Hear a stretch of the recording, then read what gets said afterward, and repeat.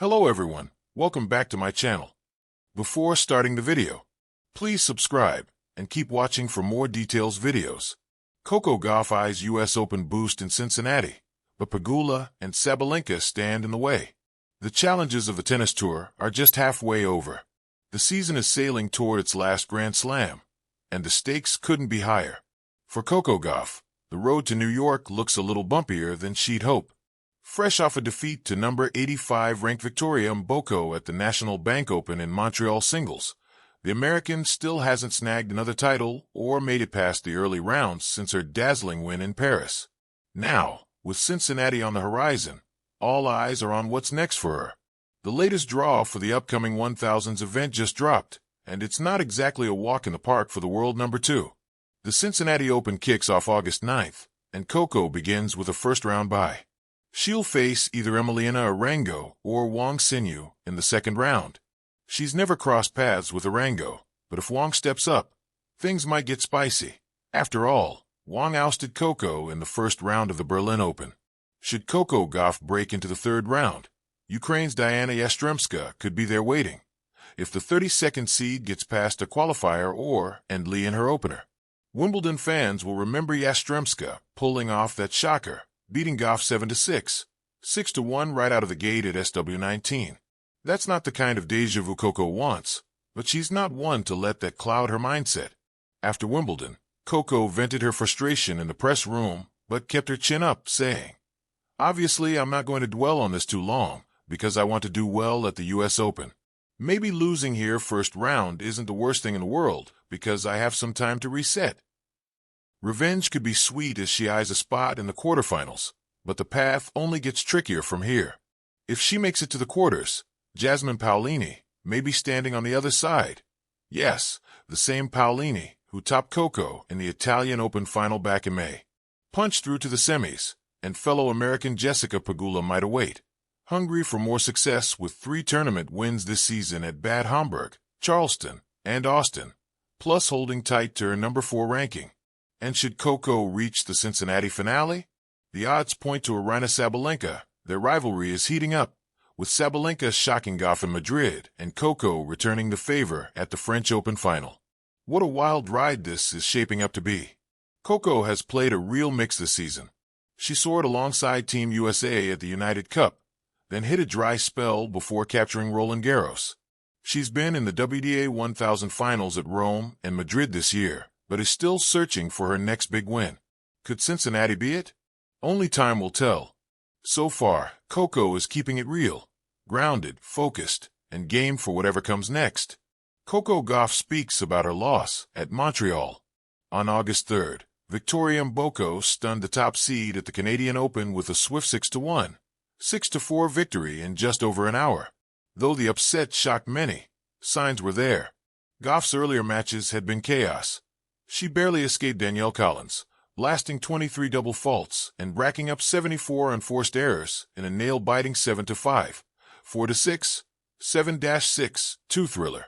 Next, she battled Veronika Kudermetova, but fell behind a set and a break, again firing 14 double faults. She scraped through, but the strain showed. When asked about her Montreal woes, Gauff was refreshingly honest. "Honestly, I felt like in practice I was playing well. The last few weeks, just practicing.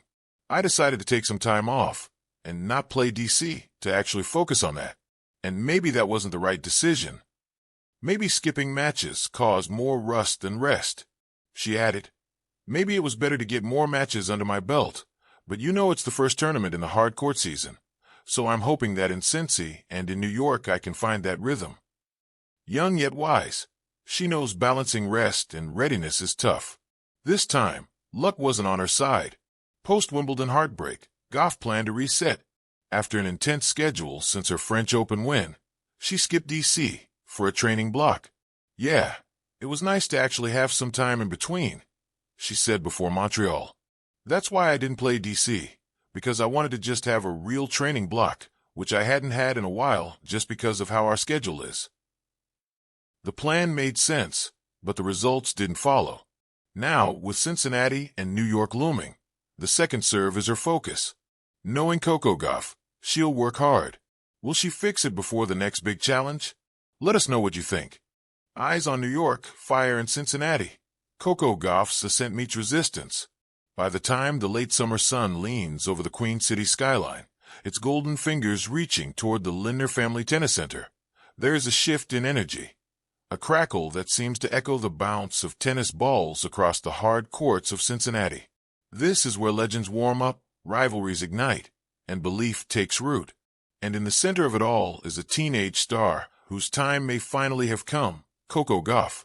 At just 21, Coco Gauff is no longer the prodigy who stunned Venus Williams at Wimbledon at 15. She's now a contender with a target on her back, a new mindset, and, most importantly, something to prove. The Cincinnati Open, the final significant hardcourt tournament before the U.S. Open, is more than just a warm-up. For Gauff, it's a launchpad. But as she strides into Ohio with a game more polished and power-packed than ever before, two imposing figures, Jessica Pegula and Aryna Sabalenka, loom large across the draw, standing between her and a statement title. Coco's climb, rewriting the narrative. There's a quiet storm in Coco's game these days. The forehand, once dubbed unreliable, is tighter, faster, and smarter. The serve, a weapon. And the movement, always cat-like, now feels surgical. More important than all of that is what you don't see on the stat sheet. Gauff is playing with a clarity and maturity beyond her years. The fiery outbursts are measured now. The pressure embraced. The crowd, still her greatest ally. Last summer, Gauff surged to her maiden WTA 1000 title in Cincinnati, silencing critics and announcing herself as a real threat heading into New York. But her U.S. Open campaign ended in heartbreak. Now, a year later, she's back, with scars, yes, but also with a sharpened edge. "Winning here gave me the belief," she said in a recent presser. "It told me I belong. I don't want to just play these tournaments, I want to win them." Belief. That's the key word. But belief, in tennis, is only half the battle. Pegula, the quiet storm. If Gauff is the electric phenom sparking headlines and hashtags, Jessica Pegula is the quiet storm steadily climbing the ranks. At 31, Pegula is having arguably the best stretch of her career, consistently reaching the late stages of tournaments and turning consistency into a brand of excellence. She may not always command the spotlight, but she knows how to win. And against Gauff, she knows how to exploit her weaknesses. The two have met frequently, not just across the net, but also as partners in doubles. That intimacy with each other's games makes for high-stakes chess when they clash in singles. Pegula's style, compact, disciplined, and surgical, is the perfect foil to Gauff's explosive athleticism. She doesn't blink. She doesn't rush. She makes you play another shot, and another, until you either solve her or fall apart. If they meet again in Cincinnati, it'll be more than just a matchup. It'll be a test of evolution. Is Coco's recent rise built for the deep end? Or will Pegula's experience and poise pull rank? Sabalenka, the power problem. And then there's Aryna Sabalenka, a force of nature who plays tennis like it owes her something. The Belarusian has spent the past year bulldozing opponents with a power game that has few equals. A Grand Slam champion now, Sabalenka knows how to win the big matches, and she's no longer just muscle and mayhem. She's smarter now, more balanced, deadlier. Gauff has had mixed results against her. At times, her speed and agility neutralize Sabalenka's bludgeoning ground strokes. But when Aryna is locked in, she can hit through even the most determined defense. The matchup becomes a test of resolve.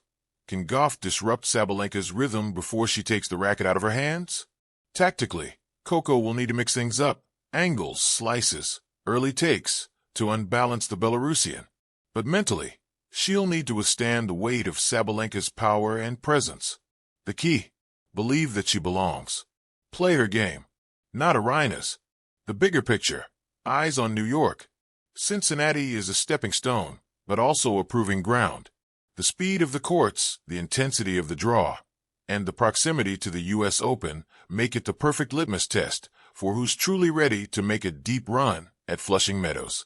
For Gauff, the stakes are layered. She's not just chasing a title, she's chasing the next level. Winning Cincinnati again would mean more than ranking points or headlines. It would cement her status as a U.S. Open frontrunner, and more importantly, reinforce that her growth isn't hype, it's here. But tennis is never scripted. If Gauff is to lift the trophy again in Ohio, she'll need to solve the puzzles posed by two of the most dangerous women in the game, one with ice in her veins, the other with fire in her fists. What the crowd doesn't see. There's something poetic about Coco Gauff returning to Cincinnati, a city where she began her transformation from talent to titan. What the crowd may not see is the inner battle, the late-night practice tweaks, the mental training, the grueling travel schedule that comes with being both a rising star and a national hope. What they will see is heart. They'll see a player who feeds off their energy, who loves the big moments, who dares to believe that her time is now. They'll see a young woman fighting not just for victory, but for validation. And they'll see, perhaps, the beginning of something special. Final rally. Coco Gauff's journey toward the U.S. Open runs straight through Cincinnati. It's here she'll be tested. It's here she might triumph. But win or lose, every match against Pegula or Sabalenka is more than just a battle. It's a brushstroke on the canvas of her legacy. She's still writing her story. But one thing is clear. The fire is lit. The road is open. And Coco Gauff isn't just coming for the crown. She's coming to earn it.